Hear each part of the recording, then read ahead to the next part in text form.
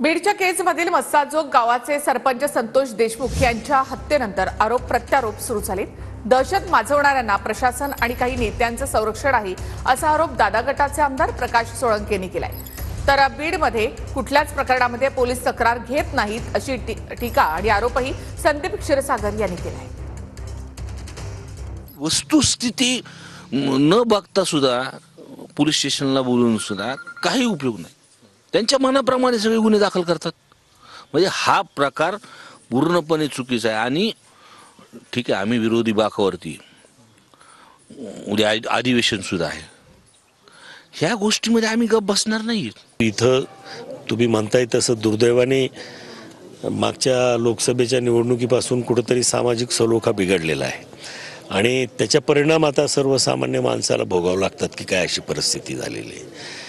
ते खरं म्हणजे सामाजिक सलोखा बिघडू न देण्याची जबाबदारी सर्व राजकीय पक्षाची, सर्व नेते मंडळीची आहे। पंकजा मुंडेंची शासनाकडे मागणी, मस्साजोग हत्या आणि परळी अपहरणाचा तपास विशेष यंत्रणेमार्फत व्हावा। दोन्ही घटनांचा तपास विशेष यंत्रणेमार्फत व्हावा। मुख्यमंत्री देवेंद्र फडणवीसांसोबत स्वतः चर्चा करणार।